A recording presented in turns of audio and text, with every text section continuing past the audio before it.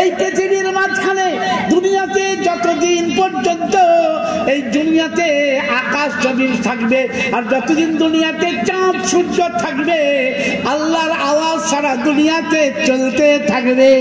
একবার জোরে বলবেন না সুবহানাল্লাহ। আপনারা জানেন পৃথিবীর কোন জায়গা আছে এমন যেখানে আজানের আওয়াজ যায় না? আজানের আওয়াজ পৌঁছাচ্ছে না বলুন না? পৃথিবীর সব দেশে সব জায়গায়। হ্যাঁ, এই সময়তে পৃথিবীর অনেক দেশে ফজরের আজান বলছেন না কেন? বুঝতে পারেননি? আমাদের দেশে এখন রাত 12টা বাজতে চলেছে, কিন্তু পৃথিবীর অনেক দেশে এই সময় দিন 12টা, পৃথিবীর অনেক দেশে এই সময় ভোর 5টা, পৃথিবীর বহু দেশে বিকেল 4:30। এই বলছেন না আপনারা? হ্যাঁ হ্যাঁ, সৌদি আরবে যদি যান, আমরা এখানে এশার নামাজ পড়ে ঘুমিয়ে যাব, ওদের তখনও মাগরিব হয়নি। কি বলছেন আপনারা?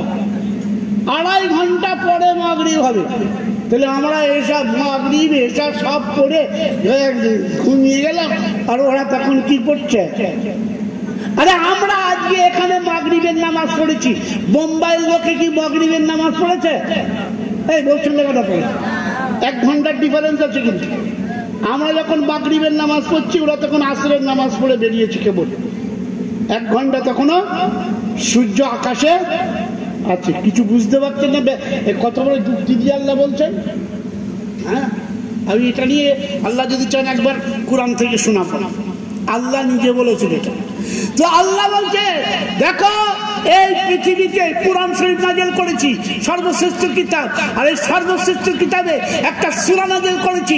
ওই সূরাটার নাম, সূরাটা হলো সর্বশ্রেষ্ঠ সূরা। এই সর্বশ্রেষ্ঠ সূরা মানে হলো ইয়াসিন। কি ভাই শুনছেন? শুনেছেন না শোনেন নাই? সর্বশ্রেষ্ঠ সূরা হলো ইয়াসিন। আল্লাহ বলছেন, পড়ো বিসমিল্লাহির রহমানির রহিম, ইয়াসিন ওয়াল কুরআনিল হাকিম ইন্নাকা লামিনাল মুরসালিন আলা সিরাতিম মুস্তাকিম তানজিলাল আজিজির রহিম। কেন 6 নম্বর আয়াতে বলছে লিতুনজিরা কওমান মা উনজিরা আবাউহুম ফাহুম গাফিলুন। ছোটায় ইয়াসিনের তরজমা কেউ জানে না, আল্লাহ এবং রাসূল ছাড়া পৃথিবীতে আর কেউ জানে না। আল্লাহ বলছেন, বিজ্ঞানময় কোরআনের কসম করে বলছি, আপনি সত্য রাসূল, কোনো সন্দেহের অবকাশ নাই। আর শুনেন, আপনি সত্য পথে আছেন, এতেও কোনো সন্দেহ নাই। আর শুনুন, আপনার উপরে আমি কোরআন নাযিল করেছি। আর এই কোরআনের দ্বারা এমন একটি জাতিকে আপনি সতর্ক করলেন, যাদের পূর্বপুরুষের কাছে 610 বছর ধরে, কত বললাম? 610 বছর ধরে কোন লোক এসে তাদের কাছে কোনো বার্তা পৌঁছায়নি, আর কোন নসিহত করেনি, ভালো কথা বলে নাই। আপনি যখন শুরু করলেন, তখন তারা সবাই হেদায়েত পেয়ে গেল।